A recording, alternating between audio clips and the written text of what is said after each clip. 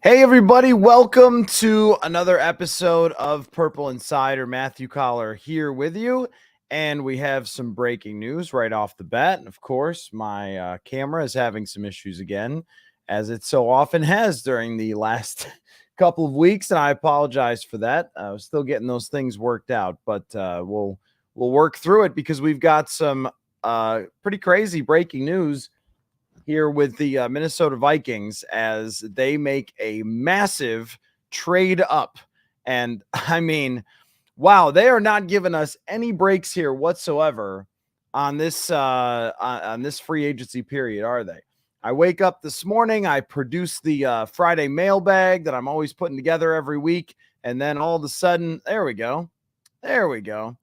And then all of a sudden, we end up with a huge trade for the Minnesota Vikings to start the day. So here is the trade. The Vikings and Texans agree to terms as the Vikings will send number 42, 188, and a 2025 second round pick for number 23 and number 232 to the Houston Texans. I mean, what a crazy start to the day as the Vikings now have two first-round draft picks, number 11 and number 23 overall. And that means that they will have enough at this moment to at least buy the trade charts to move up potentially into the top five. So the question is now, who are they going to trade with? Do they already have something set to move up to the top five, the top four potentially? Do they already have something in the works? Is it already set to do this first and then make the subsequent move? And I mean, my first initial reaction was that the Vikings would be looking with this pick to at very least get into the top four, because when we look at this draft in particular, there are four quarterbacks that are, I think, clearly the guys that if the Vikings took, we would all agree they can be your future franchise quarterbacks. So you have, obviously Caleb Williams is not going to go to the Vikings, but, you have Drake May, you have Jaden Daniels, you have JJ McCarthy. And if the Vikings got any of them, then we would look at that and say, okay, those are clearly franchise type of quarterbacks that Kevin O'Connell could bring in and that they could build with. So do you have to get higher than that to try to get your guy? Or do the Vikings trade up to number 4? And could they be happy with the number 4 overall pick if it's, to the Arizona Cardinals, which seemed to make still the most sense that the Vikings could trade up with the Arizona Cardinals to number 4 and get any of those top 4 quarterbacks. But there's also the possibility that they have their mind on somebody in particular. And that guy has always, to me, made the most sense to be Drake May.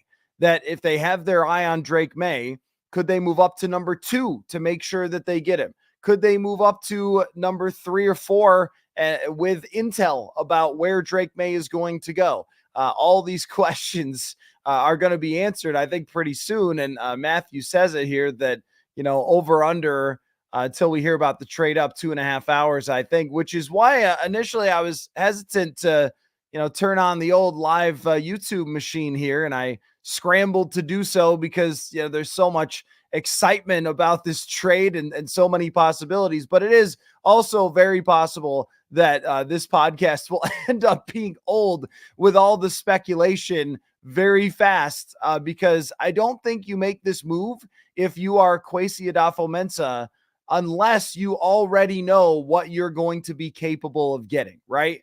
That you already must have an idea that one of those teams in the top 4 is totally ready to make that trade with you. And this is what they were asking for. And one thing that is important to mention is that when it comes to first round draft picks, we've brought up the idea of three firsts. Like that's something that I've mentioned a million times over. But if you trade a first rounder this year, a first rounder next year, and a first rounder in 2026, that is not as valuable as what the Vikings can do right now. So if there were other teams that were calling the Vikings and saying, or I'm sorry, calling the Cardinals, calling the top 4 teams and saying, hey, we'll give you 3 firsts to move up. We'll give you the Trey Lance deal.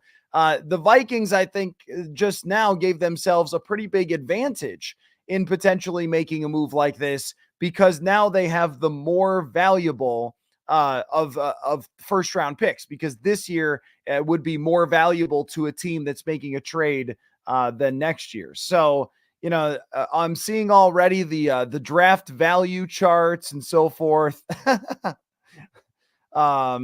Sorry, the uh, Twitter is just like absolutely on fire, and I'm getting a lot of funny messages and things like that about this. But at least my assumption is that this is going to be a move up to the top 5, and that was the price to pay play poker, which is to get multiple first round draft picks in order to move up, and very likely, having more value by getting them this year. That's the point, is that if you just call up Arizona and say, hey, we'll give you the next 3 years, that's not as good for them. Think about if you're the Arizona Cardinals and you want to make this move. And I keep throwing out Arizona because I just think that they're the team that is most likely to do this, but it could certainly be any of the other teams as well, Washington and New England, not Chicago. They're not going to give you Caleb Williams, but all these teams, they have an argument for it, right? Like Washington has put a lot of work into their roster, and they could look at it like they're happy with moving back and getting somebody else and building that roster still and looking for a different quarterback. Or New England makes the most sense because New England is so down on talent that they would be the ones you could say would be the most likely of the 4 other than Arizona. So if you were ranking like 1, 2, 3, who would be the most likely to make the trade with the Vikings? First would be Arizona in my mind, because they don't have to pick a quarterback. Plus, they need a receiver. But when you look at how deep this receiver draft is, oh my gosh. I mean, they could get Rome Odunze at number 11 if they move down, or Malik Neighbors or whatever, because there's going to be so many quarterbacks picked. There will be definitely wide receivers there. They could maybe not love those guys as much, or just love the fact that they could get 2 first rounders. Arizona needs so much. They already have their quarterback, and they know they'd be getting crazy position players in a draft where there's so many quarterbacks at the top. But New England also has a case for moving down as well, because they got nothing for a roster. I mean, just absolutely nothing. And if they draft a quarterback this year and throw him into a position with absolutely nothing to work with, then, we've seen that many times before, where a quarterback gets dropped into a bad spot, including Mac Jones, and ends up failing. So the Patriots might not want to do that and pick a quarterback, and rather move back with the Vikings. And then, if you're Washington, it does make the most sense to just stick at number 2. But who does Washington want? I mean, they moved Sam Howell yesterday. Every day has been like 5 days this week, by the way. So they moved Sam Howell yesterday, and that just all kind of aligns. Marcus Mariota is their only quarterback, I think, on the roster. So that aligns for them to draft a quarterback. But I mean, if you're the Vikings, and at least if you get into the top 4, then you are assured to have a franchise caliber quarterback at the top of the draft. And if Washington does take Drake May, then you're getting still one of the elite prospects. But they might have intel on who wants who likes who. And they also might decide that no matter what, they're going to make the price impossible to beat, which might mean giving up these 2 firsts. And I don't know, they've already given up their 2025 second round pick. So maybe 2025 first to go all in and try to get a quarterback. But I really don't see the Vikings just sticking around and picking at 11 and then 23. I mean, I guess that's possible that could potentially happen, that they could look at it and say, all right, let's get a defensive tackle and take Bo Nix or something. But that just seems very unlikely. That seems like it would have been maybe a lot easier to just move back into the back end of the first round and take one of those guys. That is another potential option, though, that we have to mention, is that they are so much in need of top-notch talent that I suppose that they could stay at 11 and 23, but that just doesn't really add up at all to me. I mean, this all says we are trading up and we are trying to get our franchise quarterback. So I think that they would like Drake May more than anybody else. Drake May makes the most sense to me for his skill set, his playmaking ability, his arm talent. It just all aligns with how Kevin O'Connell defines a quarterback. And he's talked about accuracy as being the top thing. And, Drake May can be erratic at times, as all young quarterbacks are, but he has a huge arm and the ability to light it up and be an accurate passer. And he is also a guy that you could see having a super, super high ceiling, and somebody that Kevin O'Connell could get his hands on. Josh McCown obviously is very familiar with Drake May from coaching him in high school to develop this player to be their star quarterback. Like, I think that that's what they would like the most, but you can make an argument for any of them. I mean, Jaden Daniels is really special. He is special as a runner, his deep ball. I mean, it's not like he can't throw the football. I mean, he put up incredible passing numbers in college, especially pushing the ball downfield. So if they were to acquire, Jaden Daniels, I think everybody would be happy with that. You look at the other dynamic quarterbacks around the league, even someone like Jalen Hurts was putting his name in the MVP race. It would take quite an adjustment for Kevin O'Connell, but I don't think that you'd be afraid of that. You would have all season to work that out if you're the Vikings. So Jaden Daniels is a possibility as well. I just have Drake May as the guy that I think fits so perfectly with Kevin O'Connell, the way he's talked about quarterbacks, and just when you're looking at what you have as a group of wide receivers and weapons, and then adding that type of arm and that type of playmaking and off schedule. And he can also run as well. I mean, there was a stat about, running for first downs on third down,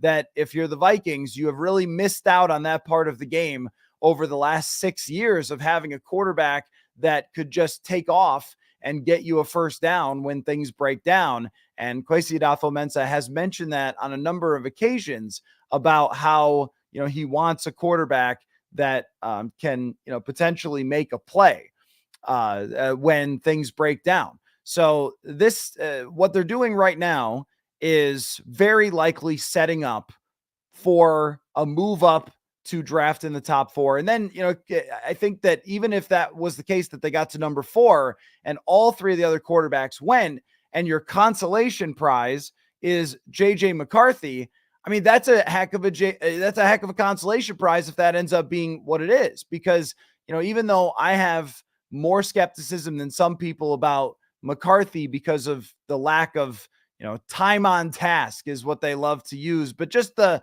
lack of overall quarterback play that he's had. I mean, just he hasn't thrown that many passes as a college quarterback, but there's a lot to work with there. There's a guy who's worked with Jim Harbaugh, who's got a strong arm, quick feet, and that would be more of a wait a year before putting JJ McCarthy in. But if you end up with any of the top 4, and then you look at what you can give them, the salary cap space that the Vikings have into the future, how would you not be blown away, thrilled with this offseason for the Minnesota Vikings, that they are just mashing every button that we have asked them to push for a really long time. And we have gone over it so many times about Kirk Cousins, the restrictive nature of the contract, the limitations physically that have held this team back at some of the biggest moments in looking for a mobile and playmaking quarterback.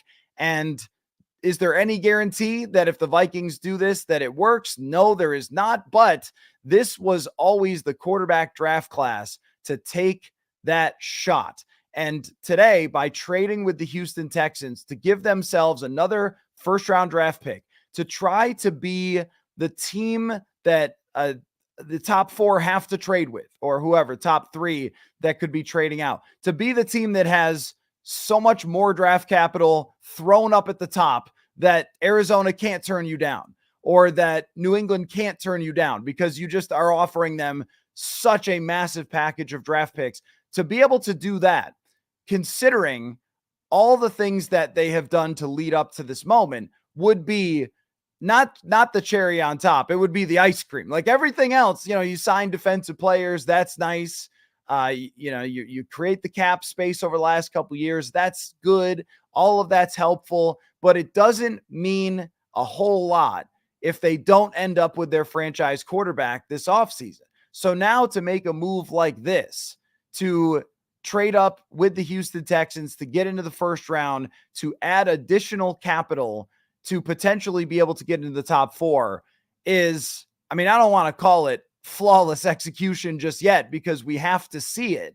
We have to see them do that to be able to move up and get their guy. But just about as perfect as you could have drawn it up, or at least they're on the way to being just about as perfect as you could have drawn it up at the start of this offseason. Go back and think just several days ago. What was your wish list for the Minnesota Vikings just a few days ago? What did you want? You wanted Kirk as a Falcon. You didn't want to pay a massive contract of $180 million. You wanted defensive players with the money. You wanted an improvement in the running game. You wanted a bridge quarterback that actually might be able to play for an entire year if you need him to. And then you needed the ice cream. That's all the cherry on top. That's all great. You can find other defensive players. It's nice that they got the ones they did. But the main dessert here is being able to get the quarterback that they wanted. So let's kind of go through the options. I'll read again for those who are just joining. Good morning again. Here I am jumping out of bed. My stuff's kind of thrown all over the place. I threw on the same shirt I had on last night, grabbed a Diet Dr. Pepper, and we're off. This is an incredible week. So let me go through the trade again. And we've got different trade charts saying different things. So here it is. The Vikings get the 23rd and 232nd pick. Let's not worry too much about that. The 23rd pick is important. They give away 42, 188, and a 2025 second round pick. So you're giving up a 2 seconds, essentially. How many Diet Dr. Peppers have I been drinking this week? It's been a lot. It has been. Yeah, it's been a lot. I had to go. You notice it's not the can. You notice it's the big bottle here. I had to go next level for this week. But so what they really are giving up here is 2 second round picks to move up into the middle of the first round. And when you use all the draft charts and you put together the value of the 23rd and 11th pick, and they could add more to that, you get a 4 or a 3, depending on what draft chart that you like to use. So there's multiple ones out there. There's the Jimmy Johnson chart that was used for a very long time in the NFL is kind of the standard. And then there's the Spielberger and Jason Fitzgerald chart that was created for overthecap.com to try to be a little bit more analytically accurate. There are other ones that are out there, but the Jimmy Johnson chart tends to still have some power as far as what a lot of teams are willing to trade. And like, if you look at, maybe the Patriots are a little bit of an old school organization that they would still use the Jimmy Johnson chart. But either way, if you use any of these charts, they all tell you the same story, that the Vikings have enough draft ammo to add up to moving up into the top 5 by trading number 11 and trading number 23. So let's go through the case for each team at the top and each quarterback that the Vikings might be looking at. And then, look, by the end of this conversation, and we'll get to your comments as well, your reactions, so you guys can tell me ideally what you would like here. But by the end of the conversation, Kwesi may have traded again. And I do have the notifications on the phone, so I'm going to be peeking down at that throughout. But if you guys see an additional trade come in, please let me know. And we might be doing another live broadcast again. So here's the options for the Vikings. And we'll include sticking with 11 and 23 as well. We'll just go through them one by one. I am totally throwing out the idea that the Chicago Bears could trade with the Vikings. I just do not think that that's possible at all. They're going to draft Caleb Williams and ship off Justin Fields to whoever they can get rid of him for. So number 2 with Washington. Now, this would probably require an additional draft pick thrown in there.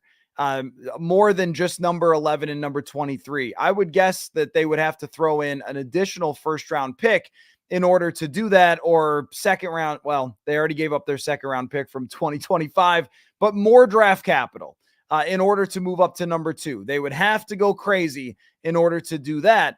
However, that would guarantee you get your quarterback, the person that the Vikings have identified as their guy from this entire process, whether that's Drake May or not, but you can get him. Like, no matter what, you're getting him. You're not getting Caleb Williams, but you get the next guy if you trade up with Washington. But the price is likely to be immense because Washington, everything they've done sets up to draft a quarterback there, including moving on from Sam Howell. So would they be willing to say, oh yeah, no, it's fine. But look, they're a new organization. They don't have Dan Snyder there anymore. They could look at it from an analytical perspective and say, you know what, it's better if we get all this draft capital to rebuild our team rather than taking the quarterback. And, also we do know that quarterback 4, quarterback 5, sometimes turn out to be the best one. And maybe they think that way. I don't know. But the thing that I would really like about trading up to number 2, regardless of the price, is just that we will know for 100% certain that Kevin O'Connell got his guy, that he got exactly who he wanted and evaluated and is going to work with for the future. That would be really good. A 3-way deal between Washington and Arizona. That's something that I got a Friday mailbag question about today as well. And we could see something like that. There was multiple trades that were done in that Trey Lance trade where Miami moved back and then moved back up. So we are a long way out from the draft, and we could see other types of moves. But just talking about what we know at this moment is that probably number 11 and 23 do not get the Vikings to Washington's pick alone. And so are you willing to give up more to have exactly who Kevin O'Connell wants and have no question about it, that is the person they evaluated and they determined as their future franchise quarterback? Is that the right mode to go for? Or if they have intel on what Washington might want to do. So does Washington love Jaden Daniels? Let's say that that's the case, that they feel that Washington is going to pick Jaden Daniels. So that would allow them to trade up to 3 and potentially give up a little bit less. So you know that you're going to give up 11 and 23 now that the Vikings have acquired 23 from the Houston Texans. So you're going to give that up. And as part of the price, we have to throw in sort of like the whole price includes what they traded to get to 23. So, the 2025 second is part of this. But, just in terms of making the trade with, say, the Patriots, 11, 23, and maybe you're talking change for the future or later round picks. I think they have a couple of 4th round picks, so you could possibly do that to move up with the Patriots at number 3. And that also ensures you a top 3. And if you know that Washington might take Jaden Daniels, then you're going to get your guy in Drake May. And if your consolation prize, if they surprise you, is Jaden Daniels or JJ McCarthy, and you could pick whichever one that you like the most, that also sounds pretty good to me as well. But the reason that I don't mind number 4 is that I think that they could just trade 11 and 23 and maybe not that much more to get up to number 4, because there isn't another team that wants to trade up that has this kind of ammo now. The Vikings just jumped the line over Denver, over the Raiders, over the Giants. Honestly, now that they have these 2 first-round draft picks, they are in prime position to be able to make this trade up to number 4 or number 3 and offer the most of anybody.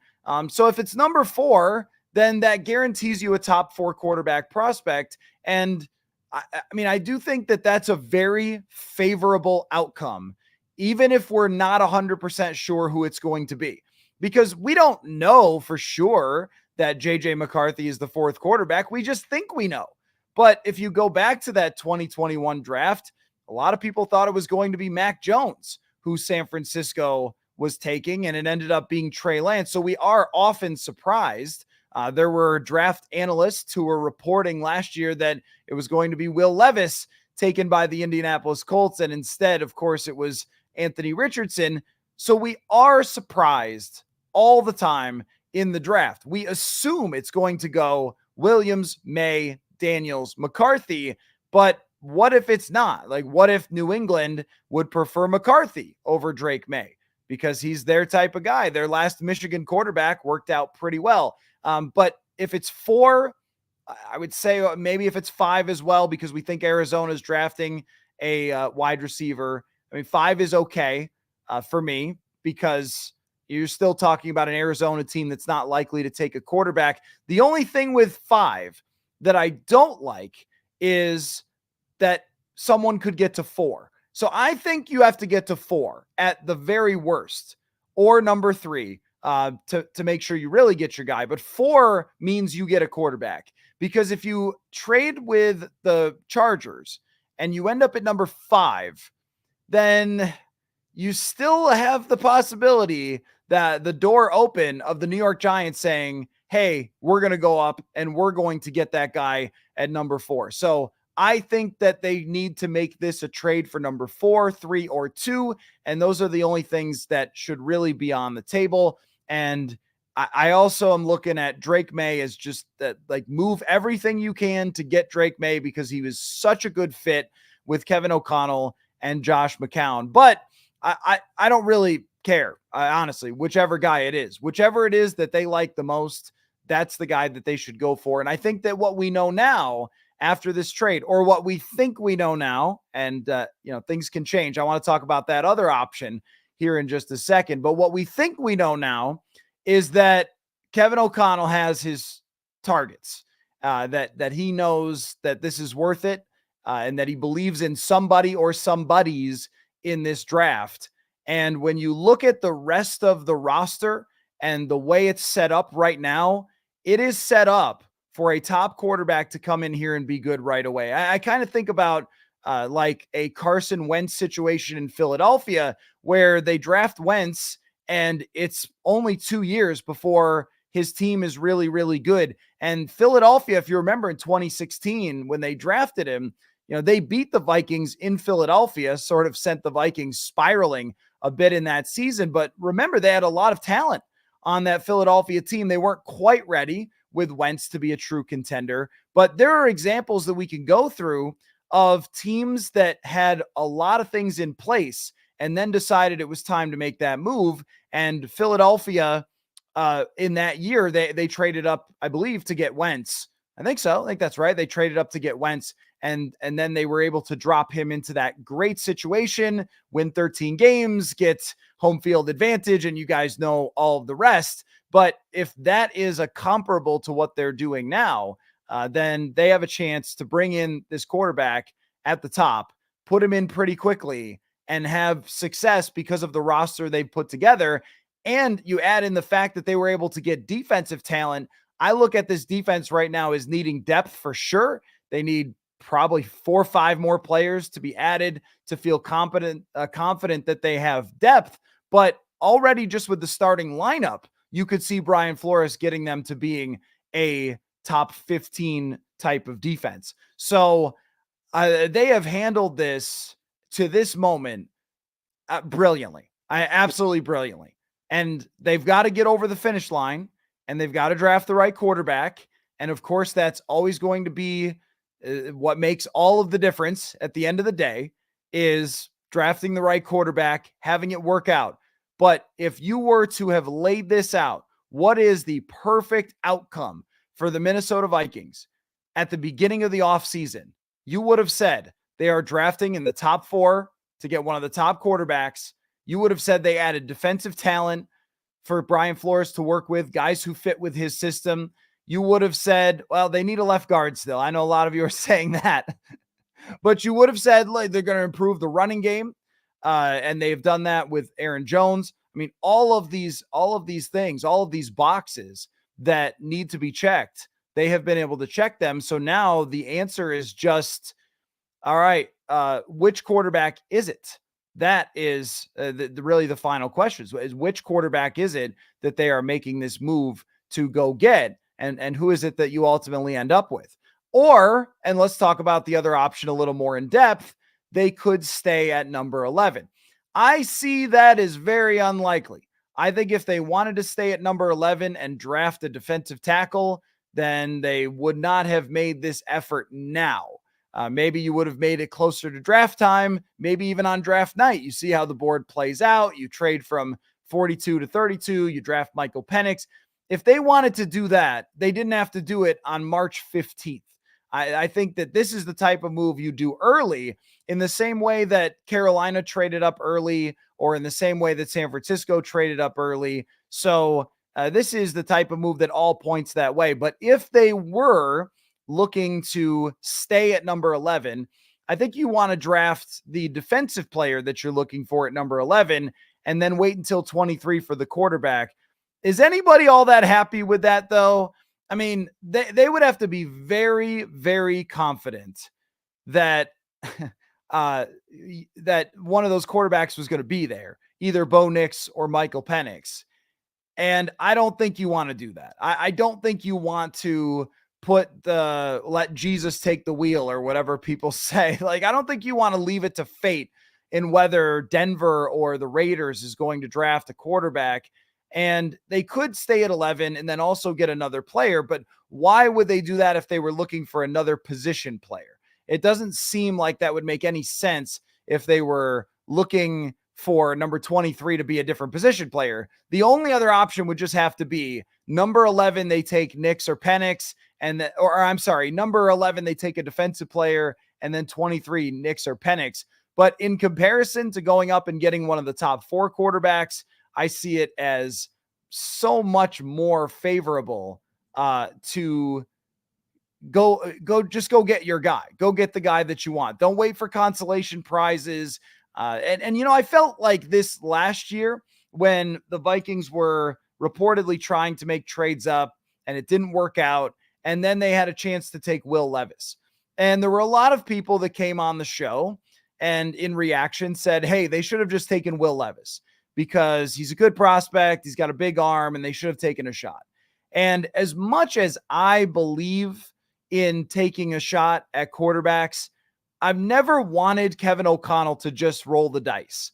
I have never wanted him to just say, hey, let's just take a guy and see what happens. That seems much more like a defensive head coach would say than Kevin O'Connell. But you want your former quarterback head coach and his journeyman quarterback coach in Josh McCown to all be on the same page. And the thing that was mentioned yesterday by Kevin O'Connell was the word alignment.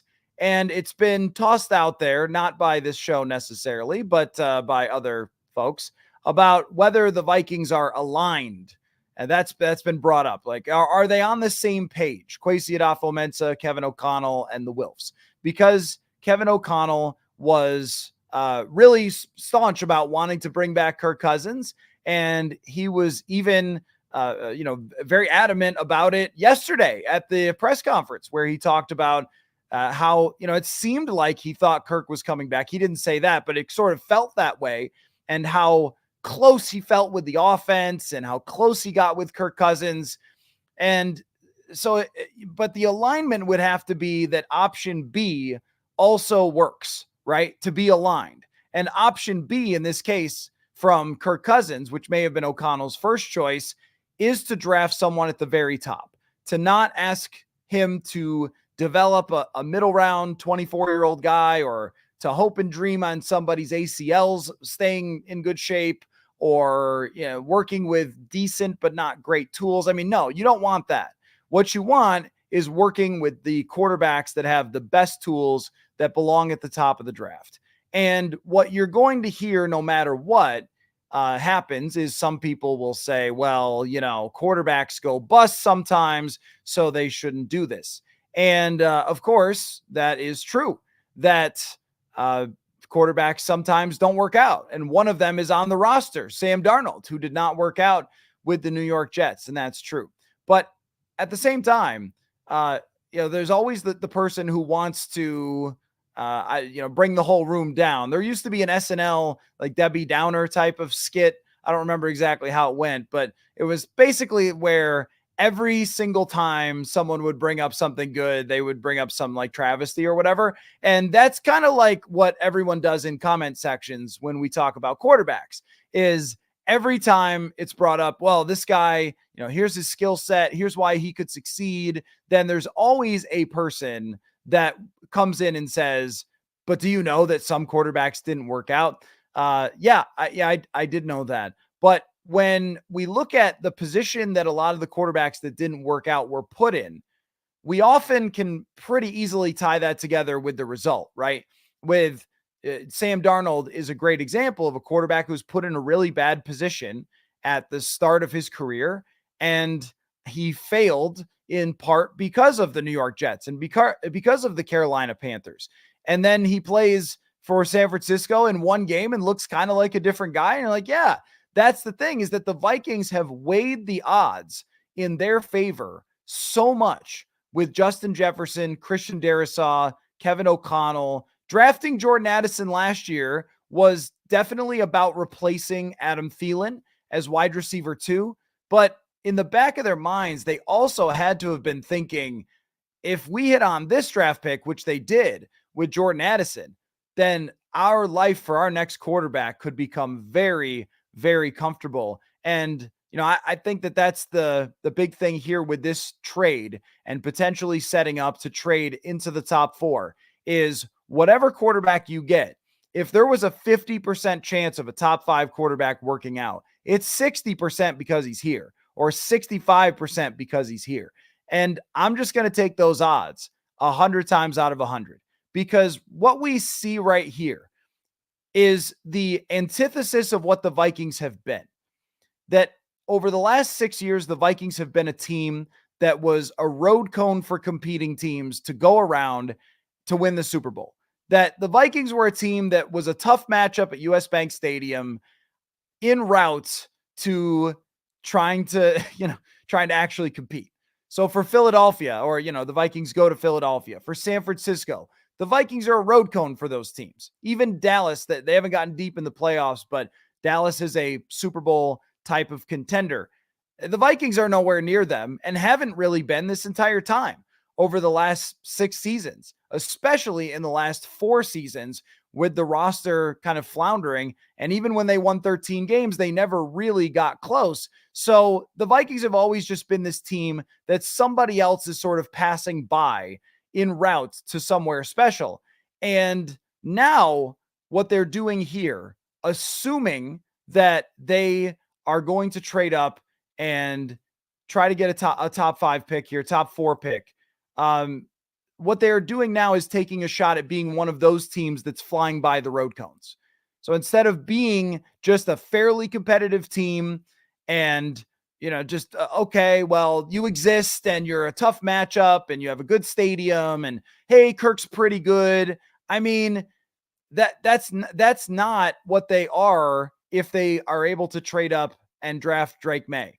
Then all of a sudden, the way that they will be talked about is a team that in 2025 can legitimately compete for the Super Bowl. So if we go from the start of 2022 in the Kwesi Adofo-Mensah and Kevin O'Connell era, we begin right there, and we go through the 13-win season, then the teardown, then drafting at the top to take a quarterback with so much salary cap space to work out in the future. I mean, this would have been near flawless execution, but also execution at the same level as your competitors. So when you look at the way that the Detroit Lions rebuilt their roster, they traded for a competent quarterback, actually a very good quarterback, in Jared Goff, who had been to a Super Bowl. And then they stocked draft capital. So they did it a different way. They stocked a bunch of draft capital and they drafted safeties and linebackers and running backs and receivers. And now they have one of the best rosters in the league. So you have to keep up with that. They were in the NFC Championship. The Green Bay Packers, their route was to draft a ton of young wide receivers in the second round. They take a bunch of different guys, Jaden Reed, Christian Watson, and to develop their quarterback over multiple years while they had the veteran Aaron Rodgers in place. It's worked out for them. And now Jordan Love is in place to take that team somewhere. And the Chicago Bears, they did a tank of all tanks, tearing it all down. And now they're set to draft number one with all the cap space and money that they've put together. So if the Vikings were ever truly going to compete, they needed to do something like this. And again, we have not gone over the finish line yet, because this trade today to acquire the number 23 overall pick in this draft is only as good as what happens next. If they hang around at 11 and pick Bo Nix at 23 or something and a defensive tackle, there is a chance that that works out, but that's not on the same level as if they were to get Drake May as far as their chance to compete with those teams into the future and build a Super Bowl caliber contender. And this, for me, has been a very interesting week because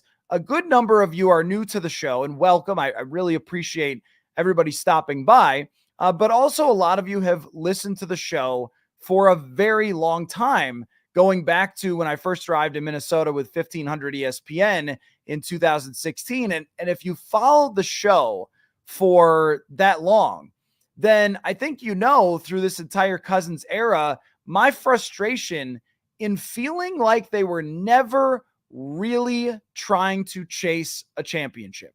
And this has been an accusation for them. I would say in 2018, they were, by bringing in Kirk Cousins and paying him all that money. But since 2020, especially, it has felt much more like people were trying to keep their jobs, like people were trying to chase a bad decision, make another bet after a bad bet. And they made a lot of moves that were sort of floundering, desperate moves, signing Delvin Tomlinson, signing Michael Pierce, drafting corners, hoping that they could start right away and fill spots and things like that. They made so many, even the kicker / punter, if you guys recall, they made so many floundering type of, we don't have a plan type of moves that were never going to get them over the top, but we're just going to get them to the point of being okay. And there was a malaise that set in over the Vikings fans over the last few years, I think, because of this. And now what has happened, I mean, in the moment that Kirk Cousins leaves, you could see all the potential, kind of like, the Matrix or something, where once it happens, in front of your eyeballs are all the ones and zeros that could happen. And here's all the things that they could potentially do now that Kirk Cousins is gone. And it has taken all of, what, are we 4 days into this? For all of it to happen, except the left guard. They do need a left guard. Somebody's going to bring that up. I know you will. And you're right, they do.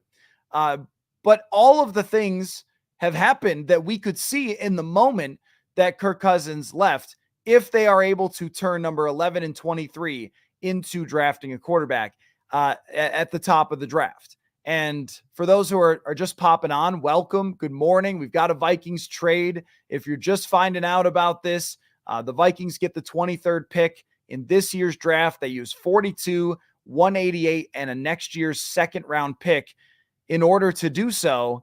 And now, at least by all of the draft charts, they have an opportunity to move up into the top 4. And you could see number 3 or number 2 also being interested. And I'll say this again for those just joining, that for my money, Drake May is the target. I don't know that, as that isn't sources. Kevin O'Connell didn't call me this morning and tell me, hey, we're doing this for Drake May. But when I look at him play, and I've gone back and I've watched a good amount of Drake May and all these quarterbacks over the last few weeks since the end of the season, he is the one that to me has the highest upside outside of Caleb Williams, the highest potential, the biggest arm, the best playmaking ability. And he is the one that says not just quality quarterback, not just good enough quarterback, but the potential to be a special quarterback, which is kind of lacking in the NFC. In the AFC, if you drafted Drake May, maybe he ends up being like the 5th best quarterback, because there's all these guys who are going to be competing for a long time, like Mahomes and Allen. But if the Vikings were to get Drake May, also imagine the drama Drake May, Caleb Williams in the same division, in the same draft. I didn't even think of that until just now. That would really be something. But the playmaking ability for him and the fact that he is on the younger side and has an opportunity to grow under these circumstances, under this culture, which has been given an A+ by the players, with somebody who's been through it in Kevin O'Connell. O'Connell was drafted. He's played in the NFL. He has worked with quarterbacks. We've seen him work with Kirk Cousins and how he was able to work with Kirk Cousins' personality to maximize his skill. And also, this is something that I think is important too, is, O'Connell has talked about shaping his offense to a quarterback. And I think that is the way that it's done in 2024 by coaches, is that's what they try to do, is they look at, going back, a good example that you guys might remember is Philadelphia with Nick Foles, where they, put in all these RPOs for Nick Foles because that was the best thing that he did, So there's a lot of examples to that. The Ravens didn't always properly, I think, build to Lamar Jackson's strengths. And then last year he wins an MVP where you see them work a little bit better with him in the passing game. So this is something that these coaches are thinking about a lot. But I also think that with Kevin O'Connell and his offense, that he cannot fundamentally change what he wants to do to a quarterback. You would much rather him get the guy that fits him the most than just take whoever and then try to fit that to their skill set. So with Drake May in particular, if this is a move in acquiring the Texans pick to then trade up for Drake May, I look at him as being able to throw the football in the way that Kevin O'Connell has his wide receivers running, which I know sounds a little bit simplistic, but I think it's true. That when you watch Drake May, one thing you notice is that he could see the field because he is a big, giant guy. And he throws over the middle of the field really effectively. And not just into tight windows, but with anticipation and hitting open receivers on the move with very good velocity and accuracy on his football. Now, that his accuracy is not always perfect. He can be erratic at times. He can miss some layups at times. But the best moments of Drake May, the ones that a coach would believe that he can continue to work with, are tailor-made for Jordan Addison, Justin Jefferson, TJ Hawkinson, and then the playmaking element, I think, for Drake May is not quite on the same level as Caleb Williams, but he does some things with the football that are really spectacular.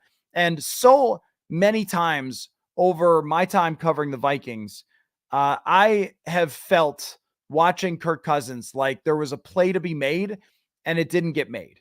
It was, hey, it's 3rd down and 12, and the opposing team plays in man coverage and clears out. And if you had a quarterback who could run it all, he'd scramble for a 1st down. Or here comes a pass rush free, and Kirk stands where he stands and gets strip sacked rather than dodging a tackler and scrambling and making a play on the run. So, I agree with you guys about the McCown and Drake May connection, that no one would have a better idea of what he can do. So that is the one that I would feel absolutely the most secure with and the most confident that they had a chance to do something great, because I really believe that May has the skill set. And that doesn't mean that I'm guaranteeing he's going to be successful. That he has the skill set to potentially be great, and not just okay, not just good, but actually great. And Derek Klassen was on the show from Bleacher Report a couple of days ago, and I asked him, like, how much would you give up to get Drake May? And he said anything, everything, whatever it takes to go and get Drake May. And I think what we've seen today is the Vikings taking the first step to maybe do whatever it takes. Possibly. I would take May over Daniels because I think it's a better fit. But look, if they come away with Jaden Daniels, anybody going to be upset? The one that's going to split fans the most is clearly if it's JJ McCarthy, because right now, and there's always the one person in the comments who's saying Drake May will be a bust or whatever. But I think that we're all pretty clear what kind of talent Drake May is, that he is, a true top of the draft, franchise quarterback type of talent. So we're all clear on that. And if it doesn't work out, well, geez, I mean, you did everything you could. With McCarthy, there's a lot more questions, I think, because of the stats that he did not put up at Michigan. The concern about, is it helmet scouting? Are they only looking at him and loving him because he went to Michigan? If J.J. McCarthy was Miami's quarterback, would he have been the number 1 overall pick? Would they have won a championship? And all those types of things. And I don't have, Teddy, I don't have any gripe at all with Jaden Daniels. Zero, none at all. I mean, Jaden Daniels is a magical player. His speed, his playmaking, his deep ball, his ability to throw the ball down the field is absolutely special. The guy won the Heisman. You think I'm going to be upset if they pick Jaden Daniels? What I'm saying is just that I'm trying to guess the fit. I'm trying to look at it and say, all right, who would this be for? Because they're seemingly going absolutely all in here by acquiring the 23rd pick and potentially moving up. In fact, they could be moving up at any moment now as we speak. So I am 100% not against, Jaden Daniels. I just think that Drake May is a better fit. Robert says, if it makes you wonder if Kwesi has already discussed this trade with Washington, New England, and I throw Arizona in there as well, because Arizona is the guarantee for a top 4 pick, top 4 quarterback. Yes. I mean, I promise you he has. I absolutely promise you with 100% certainty that Kwesi adofo-mensah does not make this trade unless he knows what the price is at the top of the draft. And so now, who's going to accept it, and how high can you get? Can you talk Washington into it? Do you have to settle for New England? Do you have to settle for Arizona? But if they do end up taking J.J. McCarthy, there will be a lot more debates over it, a lot more arguments, and there would have to be a lot more patience, I think, with J.J. McCarthy, because there has to be some development that will be done for McCarthy if he ends up being their draft pick. But I mean, you still would be extremely, extremely happy with that result if they were able to get him. I'm a Twerk says, Matt Waldman says May is the most flawed of the top 4. Look, I'm going to be honest with you. I don't really care what any draft analyst says about the quarterbacks. And I know that sounds harsh, and Matt Waldman does a great job, but I truly don't care. I truly don't care. 0% care. You know why? Go to Twitter and search, just do it for me, the Desmond Ridder QB1. Just go look, see what it says. A lot of the draft analysts who everybody says are the smartest scouts had Desmond Ridder as their QB1. They thought he was a top first-round draft pick. There's a lot of analysts who have said a lot of things over the years, and it's entertainment purposes only when you watch that. Are you going to buy into a random guy on the internet who, watches a lot of tape and I think does great content, or Kevin O'Connell?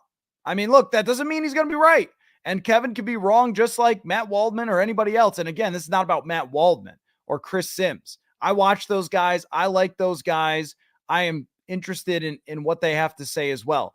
But if the Vikings decide that it's worth trading this amount to go up and take the quarterback because Kevin O'Connell has evaluated him, that means they've sat down with them. That means they've met with them. They put them on the whiteboard, whatever. I'm not going to listen to anybody. To be honest with you, I'm not going to listen to anybody who says, oh, that quarterback's not going to be good. Because historically, nobody has been accurate when it comes to picking the quarterbacks. And this is the right move 100%.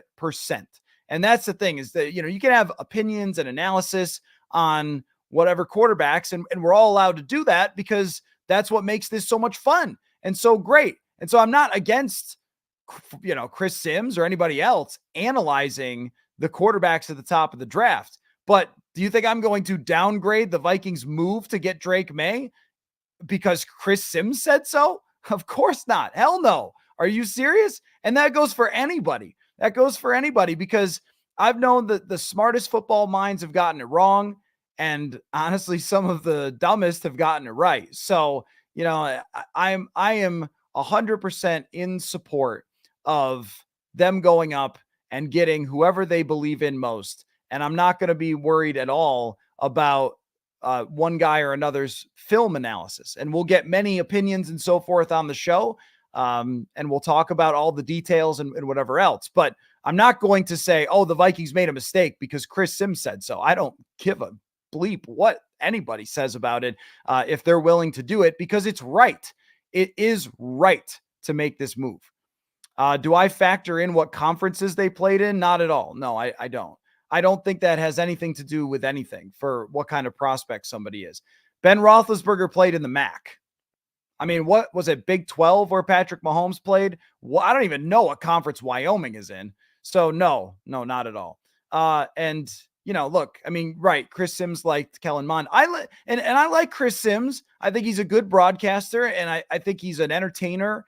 And I like that he puts out his list and he's not afraid of everybody's criticism. I read it every year. I watch what he has to say.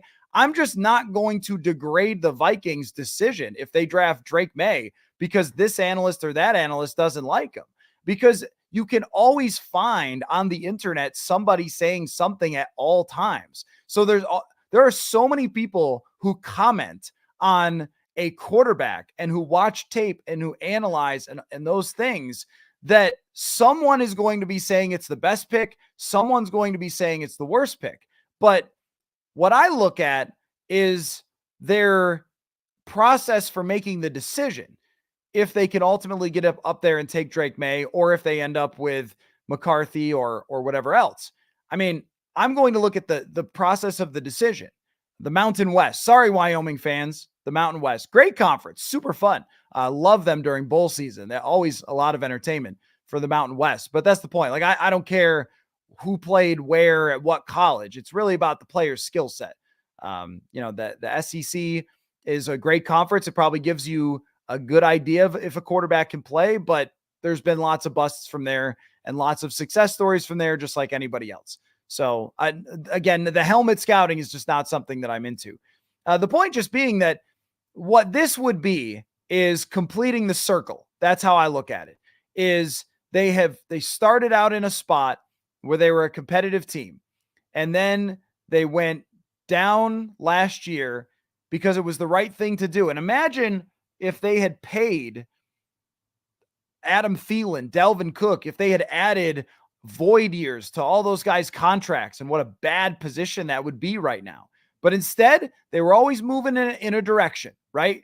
And where they have to bring it back around is to get the quarterback they want. And then at the moment they're able to do that, that will be I think, real start of Kevin O'Connell and Kwesi Adofo-Mensah's era in Minnesota. And, over this time, there has been a lot of criticism of Kwesi Adofo-Mensah for a very bad 2022 draft. There's been a lot of questioning about, whether it's, is able to work out or not. I'm sorry. I just got a text message. Can I brag just a second? That I got a text message from ESPN Radio wanting to go on their show at 2:10. So let me just say yes to this, and then I'll continue my thought. Otherwise, I'll just be distracted. So let's see. Freddie and Harry show on ESPN Radio. Cool. All right, that's what I'm doing. 2:10. So everybody pay attention to that. Anyway, the point just being that this was, it's kind of like getting on the highway and you're driving in a certain direction and there's stops along the way. And sometimes it's better or worse, right? Like you stop at a McDonald's that's bad or whatever. I love McDonald's, so I'm not trashing them, but you stop off at whatever, and you eat at a bad restaurant or, whatever. And that was the 2022 draft. But as long as you get there, there might be stops along the way. There might be arguments in the car. There might be things that don't go the way you wanted them to go. And, over Kirk Cousins, it may have been an argument in the car between Kevin O'Connell and the Wilfs and Kwesi Adofo-Mensah. But along the way, we get so many of those, and we're watching this car ride of the Vikings starting from where they were in 2022, and we see them hit the bumps along that car ride. And we go, I don't know, man, that's a pretty bad bump you just hit there. Lewis Scene's not good. And like, that's true. And that was a bad bump, but that can be fixed. You can put a new tire on along the way. What they needed to do is travel from point A to point B. And today, they took a big step toward getting from point A to point B. That was the most important thing. That they might have some bad stops. They might have some bumps along the way. They might have some arguments in the car. You might be, I mean, gosh, anybody who's ever taken a vacation on a road trip with your partner, you know that along the way, there's going to be some bickering and so forth. And there might have been over, Kirk Cousins. But if they get there and they're able to pick their guy, then they will be in one of the best positions in the NFL to actually compete for a Super Bowl in the coming years. And that is something that the word Super Bowl has just not been something that I've been interested in saying in a long time. In 2018, it was, all right, the standard is set. NFC Championship, Super Bowl, 2018, that's where you should be. And when they won in New Orleans in 2019, you could see it off in the distance. Hey, you win 2 more games and you're there. And since then, they have never felt within anywhere close. They have felt like driving from, here to California away from the Super Bowl, a very, very long drive. But now it seems like from here to Wisconsin, in order to at least be able to say it. I'm not saying they're going to win it. I'm saying that we can talk about it, that we can talk about the direction being headed toward the Super Bowl. And that has not been something that we've been able to say at all, if they can complete this journey. And that is important. So they trade today, they get the 23rd pick, they get the 11th pick.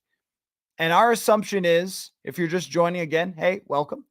The Vikings getting the 23rd pick. They move up from 42 to 23. They give up a second rounder in 2025.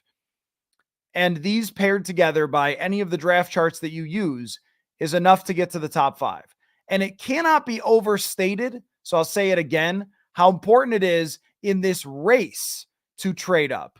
Because it is a rat race to trade up with other teams that might want these quarterbacks, like Denver, like Las Vegas. Who's Denver's quarterback? Jarrett Stidham? They got nobody. Who's Vegas's quarterback? Gardner Minshew? They got nobody. So there's other teams that want this. But now the Vikings have something that's very valuable in the NFL, which is this year's pick. When you're talking about next year's pick, it's still good. I mean, if you're Arizona or you're New England, like, it's still good that you get next year's pick. But you'd rather have it now. You'd rather have the start of that rebuild. If you're Gerard Mayo in New England, you would much rather have it now and get that rebuild started. If you're Arizona, that team has very little talent, and they just lost Marquise Brown. I mean, they just don't have a lot to work with there. They gave away Rondale Moore, who just never really worked out the way that they expected. So they need multiple players on Arizona. And Arizona's probably looking at it like what Detroit did and saying, all right, like, Detroit had a good quarterback. I think Kyler Murray's a good quarterback. And they stacked up draft capital by making trades, and they loaded up the roster around that good quarterback. Well, Arizona, I think that they want potentially to do the same thing and would forego maybe taking one player at the top, like a receiver, like Marvin Harrison, in order to have a chance to take somebody, to multiple players and somebody similar at 11, because that it's just going to be a cluster with all these quarterbacks that if you're drafting at 11, but you don't need a quarterback, it's like drafting at 7 or 6. And then, getting the 23rd pick, I think that they would be thrilled to do that. Like these two teams that are in positions to move down. So all of this is coming together for the Vikings, but they have to take that next step. They have to get to number 3, number 4. I mean, I guess potentially number 2. I think that's going to take even more work. And then just don't apologize to anybody, because there's going to be questions. Did they give up too much? And to me, the answer is, I don't think there is a too much when it comes to the quarterback. Um, it's just very funny. Like, there's always this person from here on after they make this trade is getting completely ignored, but I'll just mention it just because it's funny. Because every single time I do a stream, someone tells me that all the quarterbacks in the first round are busts. And it's just so not true. We get, in the comment section, 80% of first rounders fail. That's just completely false, man. You just can't make, well, I guess you can in 2024 make up stats, but I won't be hearing it from here on after. If they make this trade, I don't care about what you claim are the odds of this working out. Like, I don't care because the odds are different here when you have the weapons and the situation you can give the Vikings. So, all right, what do you think? What do you guys think? We'll continue to talk about this for a little bit, although I'm just sitting here wondering, like, when is this going to happen? When is it, hold on here. Jazzman thinks that Washington is the dance partner. Washington is such a wild card because they have a new owner and new management. And I could really see them, Magic Johnson's involved, loving Jaden Daniels. Because who else would Magic Johnson like other than somebody who does magic things on the field, running the ball and making plays? I know Magic Johnson's not calling that shot. I'm joking, but they have a new ownership and we don't know how they feel. They have a new general manager, a new head coach. Everything is different there. They have Cliff Kingsbury as their offensive coordinator. I don't know who Washington is going to like at number 2 overall. And I also don't know if they would be willing to move back, because what's their other answer at quarterback? Now, maybe if they love Bo Nix, then they think that they could take him at number 11 and trade back. And maybe that's potentially an option, I guess. I just, with a team with a new owner, they got to be dying to take a quarterback at number 2 overall.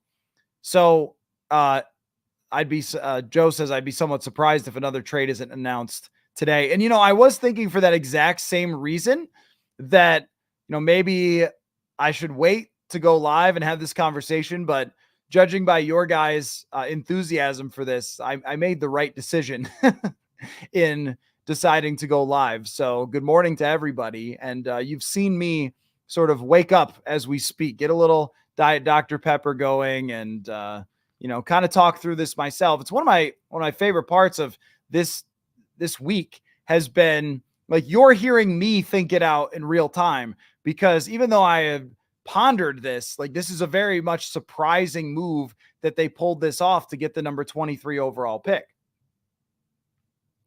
Also funny, the Vikings have a tendency to do things right after they do a press conference. So they do a press conference, then they fire Ed Donatel. They do a press conference, then they trade for this draft pick. So maybe they were, maybe the body language of Kevin O'Connell yesterday was just him waiting till it was over so they could go upstairs and complete this trade. I don't know. Brett says, would you prefer May or Daniels? It's Drake May for me. He's younger. He's bigger. He doesn't take hits the same way Jaden Daniels does. And he plays with much better timing already than Daniels. That does not mean I am down on Daniels. I just look at it as a better fit. So if you were evaluating every prospect in a bubble, I still think you probably take Drake May over Jaden Daniels. But when you consider the fit, I think it's better. If they were to draft Jaden Daniels, then it's going to take a lot of work for Kevin O'Connell to adapt his offense. But that's still a top end prospect. I mean, that's why it's important that you get into this top 3 or top 4, is that you get a top end prospect either way, where the guy, and what I like to call it, is that has a superpower. That we know what Jaden Daniels is. It's his legs. Drake May is his arm talent. I think with JJ McCarthy, you're looking for his superpower to be his understanding of the offense, his leadership, his execution, and then a little bit of playmaking on the side. But you can really see it with May and Daniels. And when both of those guys have that, I'm in. That has often been the determining factor for special. What can we point to with every quarterback in the NFL and go, the reason this guy's special is X. CJ Stroud. The reason CJ Stroud is special is his arm talent. And that might be a thing with Bryce Young that kind of got him, is that he does a lot of things well, but he doesn't do anything super well. But Josh Allen, his superpower is his arm. Patrick Mahomes, it's his creativity and playmaking. And the game moves very slow for him, it seems, because he does stuff that looks like he's in fast motion. And so you see all these guys, they have a superpower. And I think May and Daniels both do. May with his arm and Daniels with his running ability that you could win with. Matt says, do I think they'll make the trade today? It is Friday. Is it Friday? Yeah, it's Friday. So that's, Friday news is a real thing. I think I do think that's very possible that we're loading this thing back up pretty soon and having another conversation. But there's also a long way to go until the NFL draft. So if you are those teams at the top, like, you can sleep on it over the weekend. Like, you don't have to do it. And in fact, for content purposes, I hope that they don't. I hope they wait. Let's spread this out. Let's keep having these fun conversations into next week. Andrew says this could be a really wild top of the draft. Chicago and Washington are such a dumpster fire organizations. You're only a dumpster fire until you get your quarterback. Nobody knows that better than me, having grown up in Buffalo. The Buffalo Bills were wildly dysfunctional while JP Lossman and EJ Manuel were there. And then all of a sudden, very functional and high-class franchise when Josh Allen arrived. So, this is another reason this has to happen for the Vikings, to make this bold move to trade up wherever it's going to be, if they indeed are using these picks to trade up. You look at Chicago and Washington, they're going to take, if Washington doesn't trade with the Vikings, they're going to take top quarterbacks. I mean, the quarterbacks weren't going to stay in the AFC forever, folks.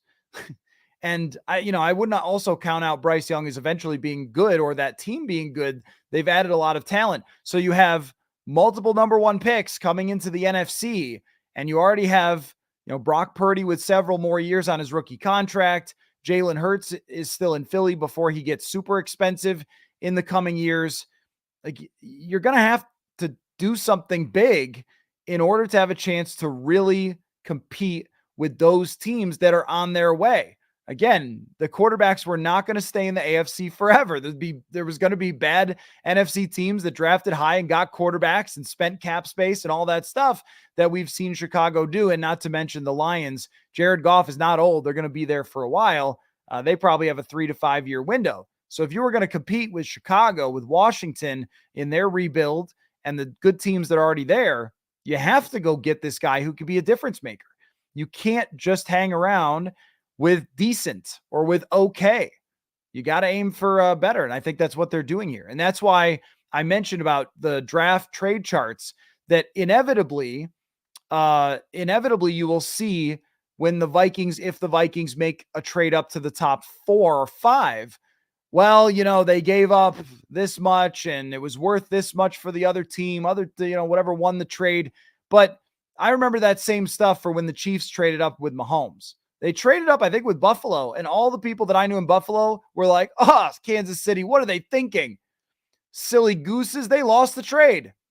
Not if you get your quarterback, you don't. If you get your quarterback, you win the trade.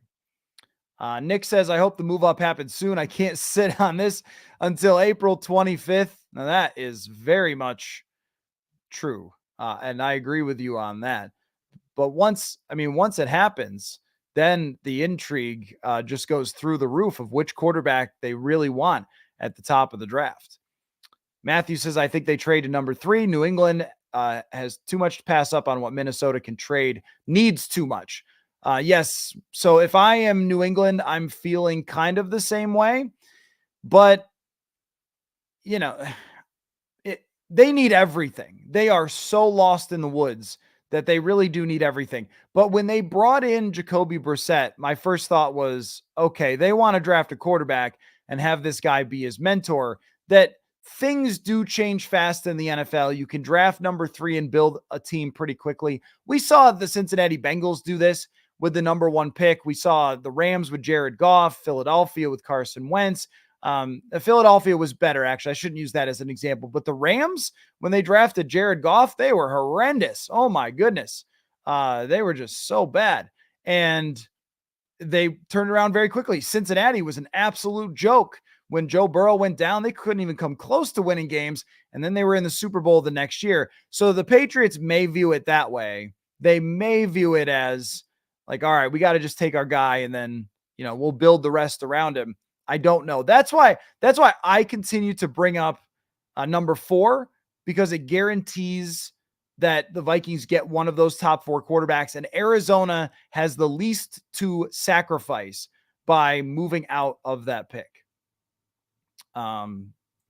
Andrew says some of the hits with Daniels takes are really scary, even in college.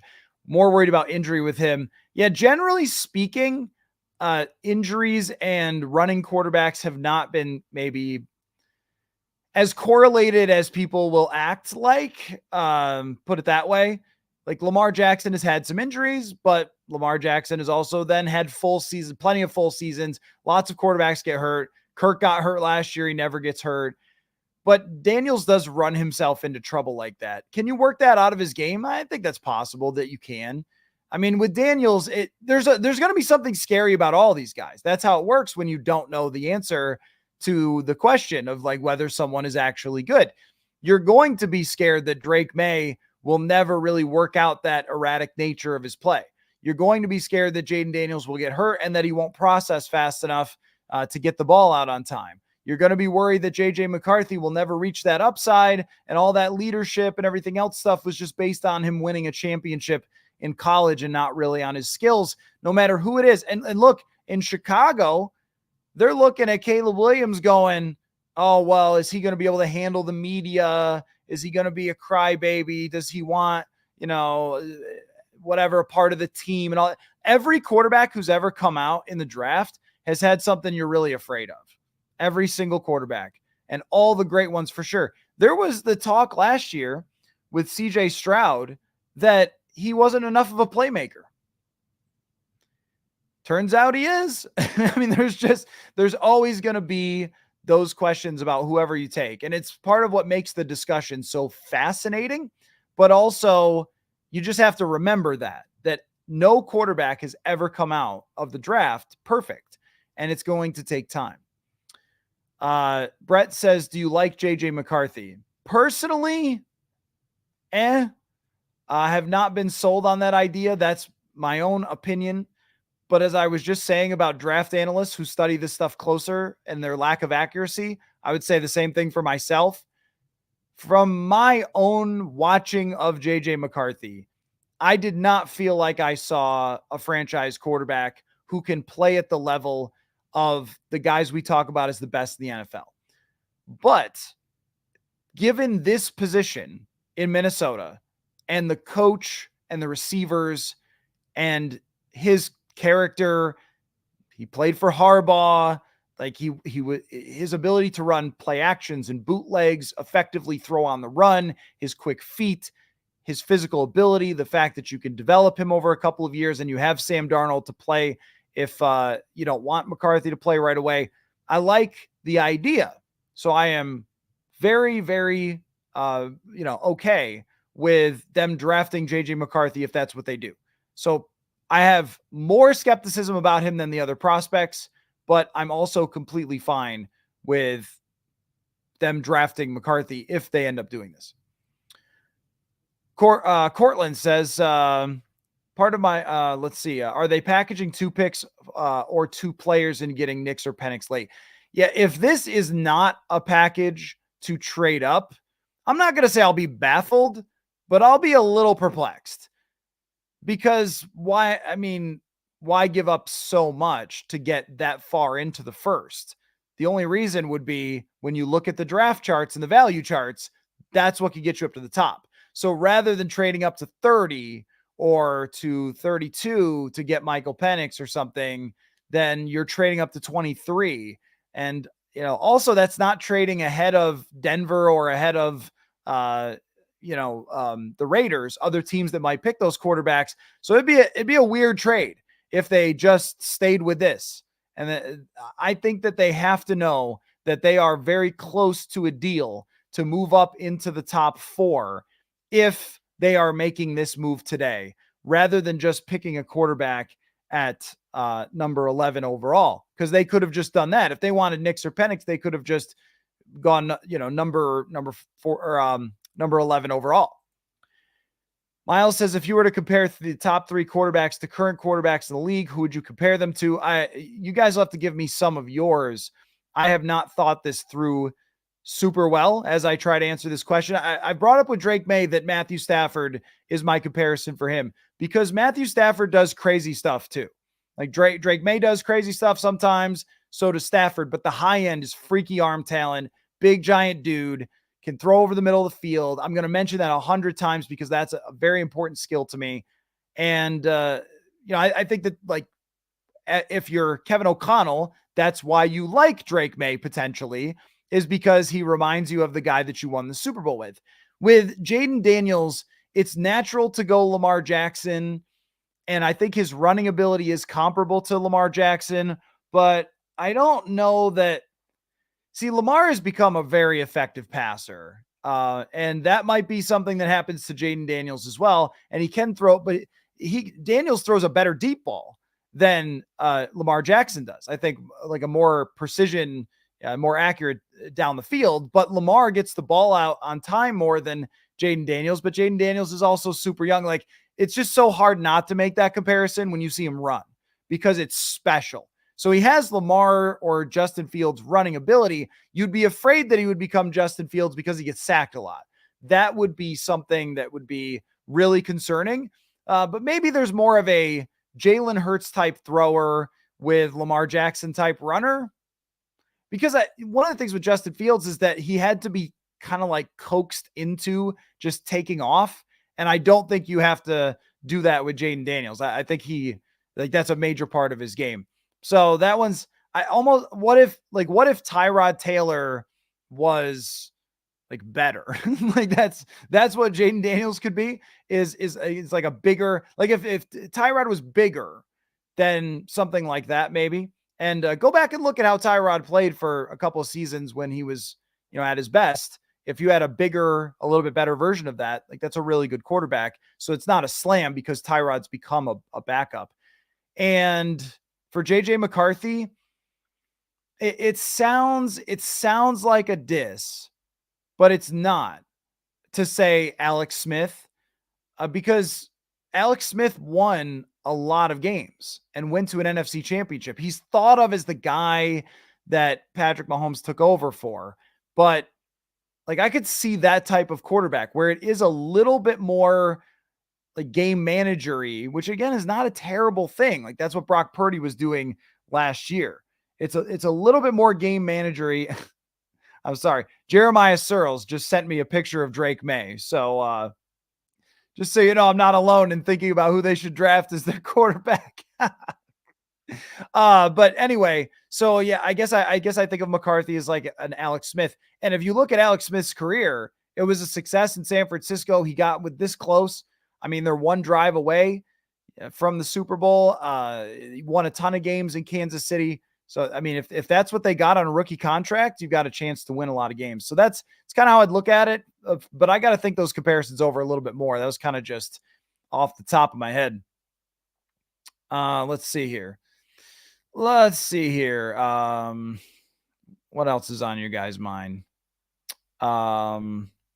Yeah, it is true, Ben. New England and Washington, they did get rid of their quarterbacks. Yeah, and it really does look like they're going to draft quarterbacks unless you talk them out of it.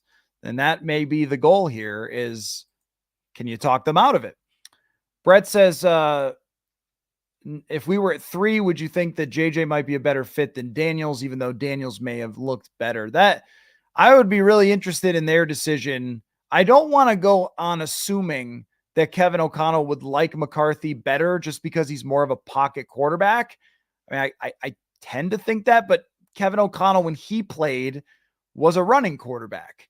So just because he hasn't had one doesn't mean that he could never do it or that he could never design for a running quarterback. And let's not use Josh Dobbs as evidence, because Josh Dobbs showed up in the middle of the season and is Josh Dobbs. The other point is to, though, for O'Connell, if he does draft Jaden Daniels, let's take the play where you snap it to the tight end and pitch it to the quarterback, take it outside, light it on fire. Then when the ashes are burned, scoop them up, take them out to the middle of the ocean, throw them there so they can never hurt us again. Don't ever run that play if you get Jaden Daniels, because that was I think the turning point for Josh Dobbs going downhill.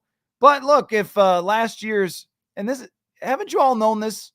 If last year's bad season ends up leading to this team taking Drake May, wasn't it worth it? Isn't that the whole point about like taking steps back, rebuilding, things like that?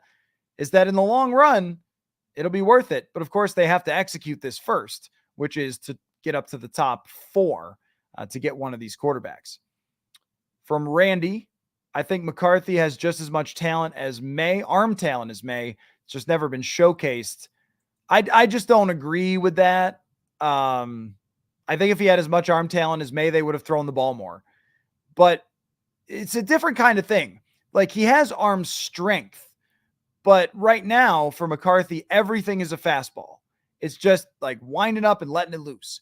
Drake May has nuance to how he throws the ball naturally, and they call it layering the football. But what that will mean sometimes is like when you have a linebacker who's dropping back in coverage and you have receivers coming behind him, which the Vikings do all the time, by the way, being able to guide that football with the right velocity over the linebacker into the receiver tight end's hands, as opposed to just having to whip it by as, you know, at a low trajectory, that's different. So right now in their careers, Drake May has more touch on his football and more nuance to how he passes than JJ McCarthy. That doesn't mean they can never get there. And McCarthy has natural skill.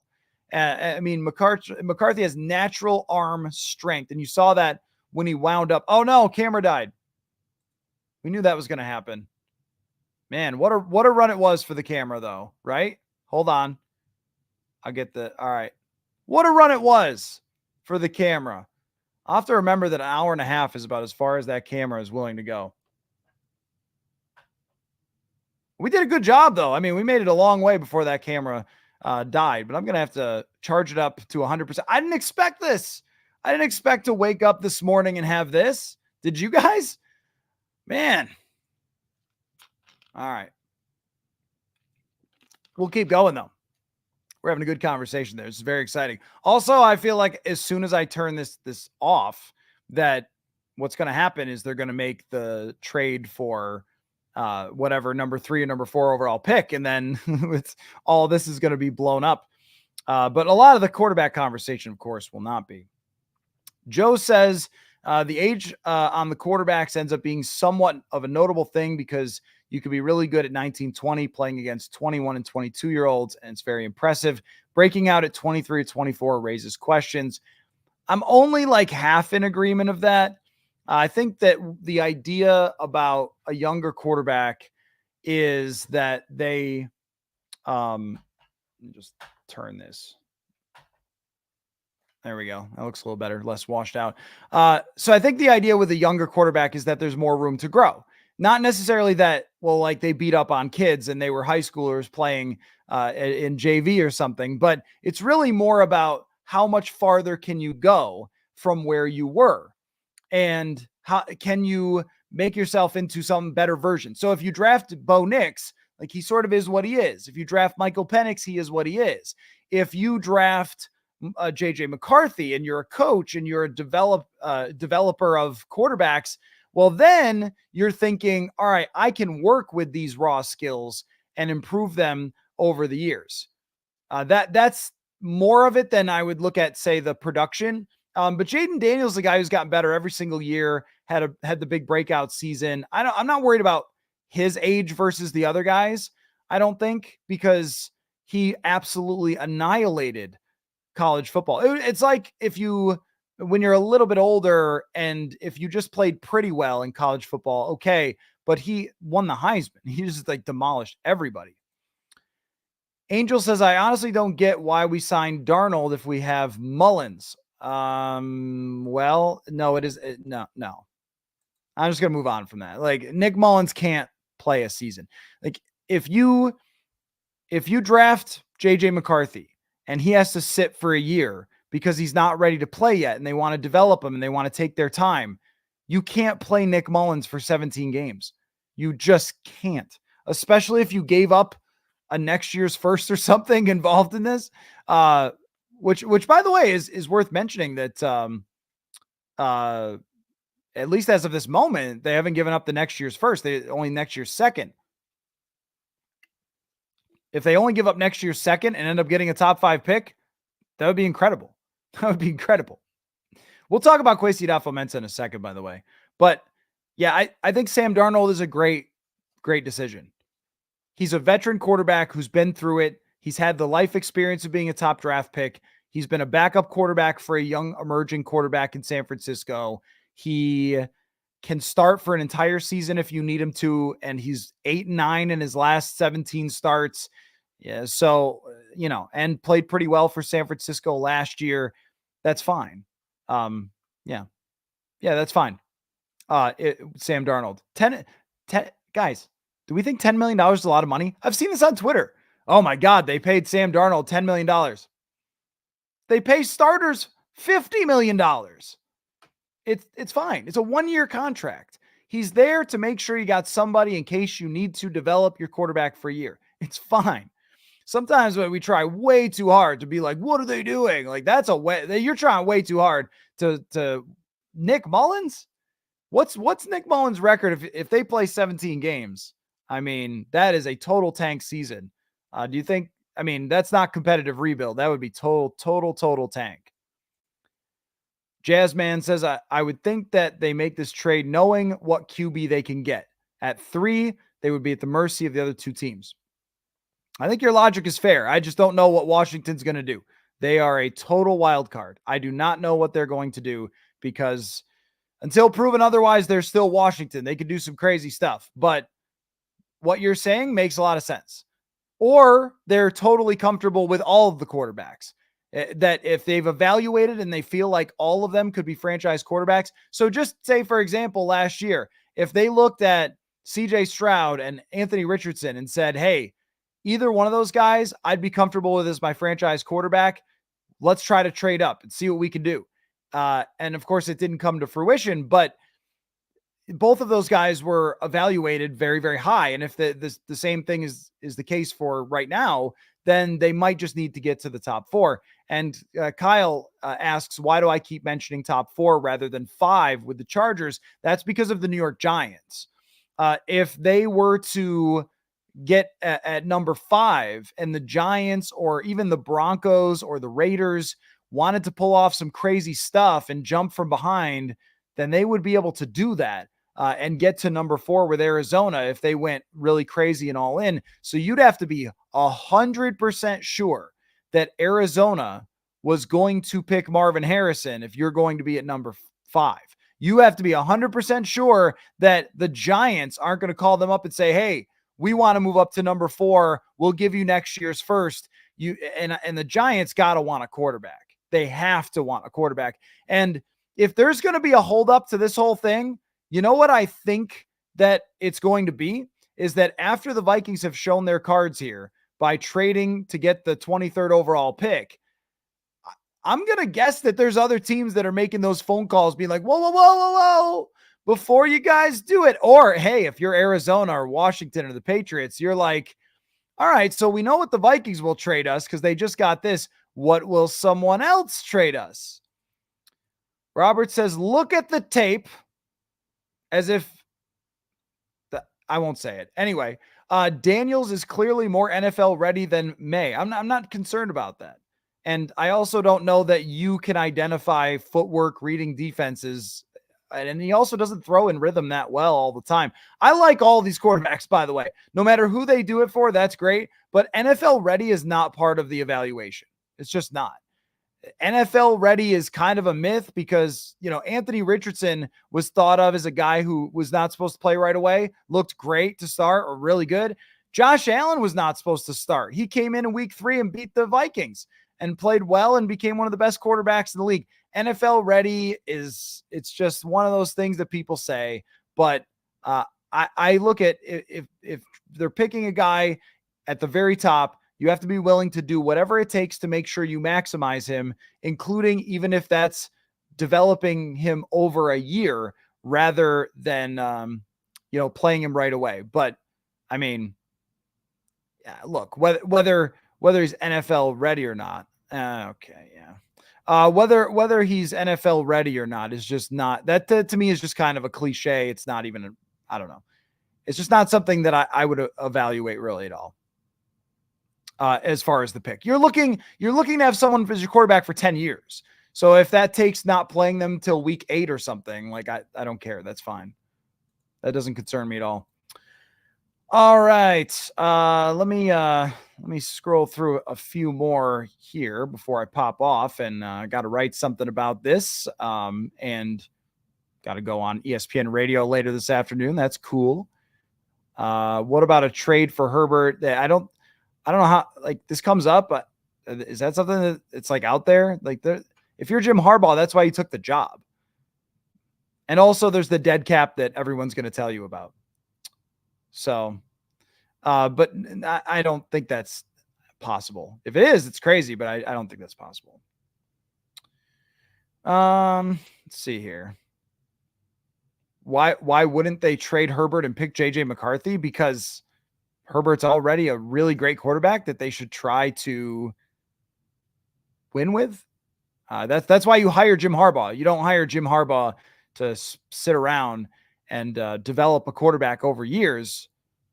This is not true. JJ McCarthy and Drake May have the same skills. It's just not accurate. They both have some things about their game that you like as a top 5 draft pick, but they are not the same. Drake May is bigger. That matters. Drake May is much more of a playmaker off of schedule than JJ McCarthy is. Much more of I think, a running threat than McCarthy. I know McCarthy ran sometimes in college, but an actual, could make a difference with his legs. But more than anything, it's just the arm talent and how far along it is different between those two quarterbacks. Doesn't mean I wouldn't be happy with either one. It just means that they're not like the same player.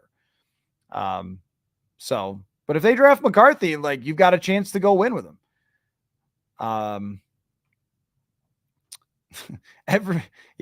From now on, if you tell me with some sort of confidence that you think someone's going to be a bust or whatever else, then there's just really no point in addressing that comment, because you don't know and I don't know and no one else knows. We're only looking at the situation that the Vikings are in and what they could potentially do here. JA says, does bringing in Darnold give a clue to which quarterback would be preferred choice because of similar skill sets? Yeah, maybe. I would say that's not ridiculous to say, but I think it's more about just Josh McCown has a lot of experience with Sam Darnold, and I think he's a really good guy to pair with a top draft pick. That could be, that could be something that works out really well for them, is having a young-ish guy. Like, he's not just the older veteran, but he's sort of young-ish, but he's been through it. He's been through the same type of thing of being the top draft pick. He's been to a Super Bowl last year as a backup quarterback. And it's really about how many quarterbacks could play 17 games if you needed them to. How many quarterbacks are like that? Like, not many. Even Gardner Minshew, it's a grind. It's a struggle for Jacoby Brissett to play 17 games. Sam Darnold could do that if you needed him to. How high can they go up with these picks? I mean, number 2 is the max. They would probably have to add in another first-round pick in order to do it. They also might not. They also might not do it for anything. But number 2 is definitely the max. Fong says JJ's deep ball didn't look so good at the combine. Yeah, that's the difference right there, is that McCarthy needs to develop significantly his touch on the football and his deep ball in general. His deep ball did not work out very well when he was throwing it. So that's something that he needs to work on. Does the camera not have a cable to leave plugged in? It does, but when it's USB into the camera, it's not into the wall, it's into the USB, so the computer is powering it, which means that if I'm on long enough, the battery will go down. But I didn't charge it after last night. So if I had it at 100%, it would have been fine. But I didn't charge it after last night, so it's okay. You guys are always here to hear me instead of see me anyway, right? I would hope so. If you're here for the beauty, then I don't know. But yeah. Unfortunately, I'm going to have to make sure. I was going to charge it today. It's just that I didn't expect to jump up at 9:00 in the morning and do this. But that's all right. Very exciting. Ellison says, do you think that Kwesi may still make more trades to get to the second or third overall pick? Yeah, I mean, that better be the goal. That better be the goal. Sean says Dallas, Turner, or McCarthy at 11, or get Penix or Nix and an edge corner at 23. I'm just going to hard pass on that. I just, if they did all this just to pick 11 and 23, I'm not into that idea. Just not. Like, you need to get one of the best. If you have an opportunity to do so, which you do right now, you need to get one of the best prospects, not just, okay, that'll work. It's Bo Nix. No, you need to get one of the upper echelon prospects. And we never know how it's going to work out. But if we're taking the one big shot here, if it's me in the front office and we're saying, hey, this is our one chance, as Eminem once said, our one opportunity for everything you ever wanted, waiting around till 23 for the quarterback is just not it for me. R. Emmer says, am I feeling hope? So for the first time in a long time, it seems that people are, and rightfully so. Let me just stop and say this, that Kwesi adofo-mensah over the 2 years has taken a lot of arrows because of a 2022 draft and because he is a little different from your traditional general manager. He's not like Rick Spielman. He talks a little differently. He has a different background. And there were a lot of people who were not accepting of that right away, that he is not a traditional football guy, that he doesn't have the scouting background. He doesn't have the, oh my gosh, Aaron Donald just retired. Wow, man, I should do the show every morning during free agency. This was a mistake. The news just comes rolling in. Wow, one of the greatest players of all time. Easy Hall of Famer. Did not expect that. Aaron Donald just walks away. That is going to hurt the Los Angeles Rams, my friends. But they're going to be mediocre anyway. It's kind of what they're going to be going forward. So anyway, wow, that I did not expect. Thanks, Adam Schefter. But Kwesi adofo-mensah, I think anytime you're different, anytime you take a different approach, anytime you talk differently, anytime you're from a different background, you are going to have people who look at you and say, he's not from this world. He's from the outside. And what is he doing with this? Or why is he doing that? Or he can't lead the same way that, other people can. And it might be different. It really might be different in the way that the front office has operated, that the way they've operated over the last couple of years from what you would have expected if you had a traditional football guy. And I wonder if that was at times over the last couple of years challenging for some people in the organization that have been around traditional football people and so forth. And sometimes in front of the media, there were things that were said by Kwesi adofo-mensah where if you're the owners, if you're maybe players or agents or Kevin O'Connell, maybe you cringed and went, oh, he said competitive rebuild. We wasn't supposed to say that. He was supposed to keep that in our conversations, not out loud. But at the end of the day, as we sit here right now, does anyone think this has gone badly? Because this right here is exactly where you would have hoped to get once you knew that the Wilfs wanted them to compete in 2022. Once you knew that, because the first couple of moves were like, wait, aren't you supposed to be tanking? Aren't you supposed to be tearing it apart? So once we understood that they were not just tearing it apart, from 2022, at the time they walk off the field against the New York Giants to right now, they have made incredible progress toward being a championship competitive team. And that just has come to fruition over the last few days. And making this trade gives them a chance to go up, get their quarterback, and complete that. And for us to really be able to make that assessment about the front office and say, they did it. They got themselves to this point. No guarantees on whether it succeeds, but they got themselves to this point, which would be an incredible success for Kevin O'Connell and Kwesi adofo-mensah and their leadership over the last couple of years. It's really how you would have drawn it up from the start of last season. If at the start of last season you said the Vikings will have a number of players that work out for them, like Josh Metellus, Ivan Pace, they'll develop some players, Jordan Addison, they will win 7 games, and that they will draft after trading up in the top 5 to pair their future quarterback with Justin Jefferson. And then the last step is a Jefferson contract. That is true. That is definitely true. Mateo says the idea of doing all these trades for McCarthy feels like paying filet mignon prices for rump roast. Feels like May, Daniels, or bust. Well, that could be true. That could be true. But it's really important to get the guy that you're going for. Really, really important to come away with someone. And if there is a steep drop off from McCarthy to the next best prospect, which it seems like there is, then pay the price. Make sure you get the guy. You'll get draft picks back later. You could spend the money in free agency. You could develop players with Brian Flores, but you can't replace getting the young quarterback. And if it's somebody that, O'Connell's willing to buy into, then yeah. I mean, you may see him as significantly different than Drake May, but we've thought that before.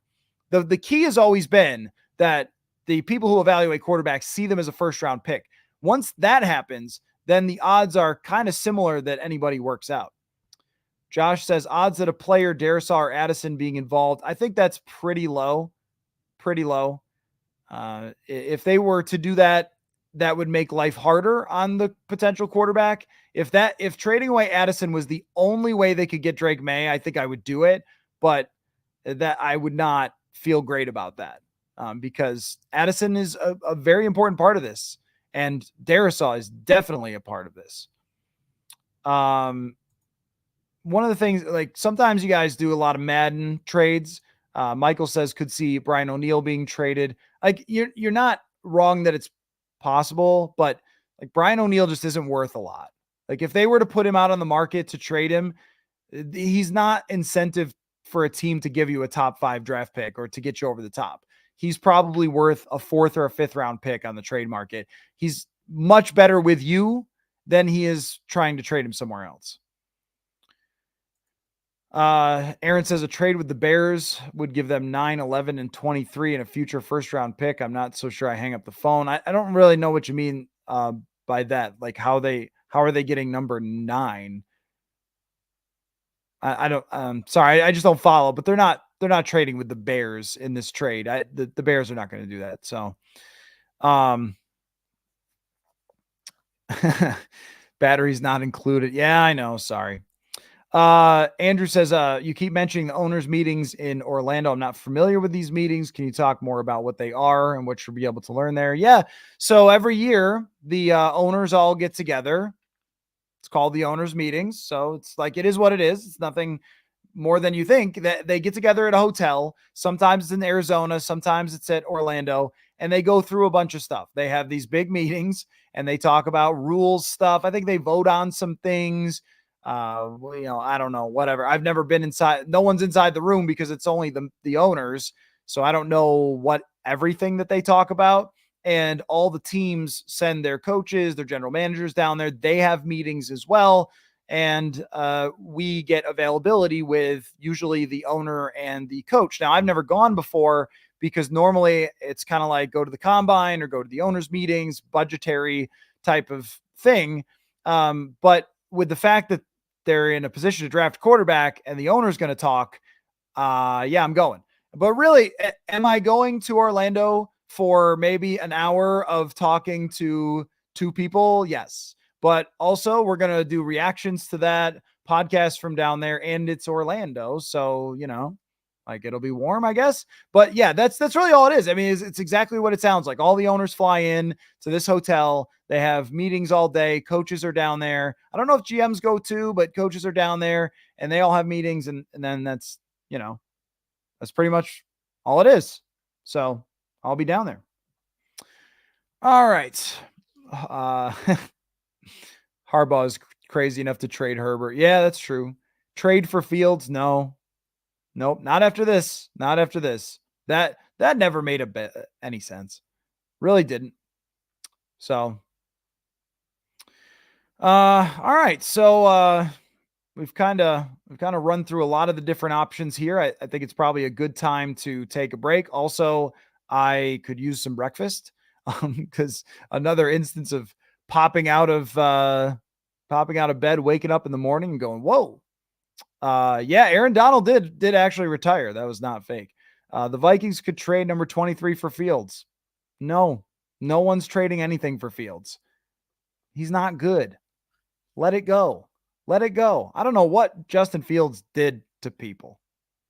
It wasn't from playing football, because the football was not ever good.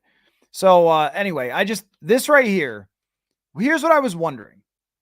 What I was wondering after yesterday, final thought on this whole thing, was Fields got ruined by the Bears. It's a myth. It's a myth. It's just a myth. Like, go back and look at quarterbacks who busted. How many of them ever became anything ever again? I mean, Geno Smith, and what, a 9-8, 8-9 type quarterback? That's like the shining example of someone being ruined.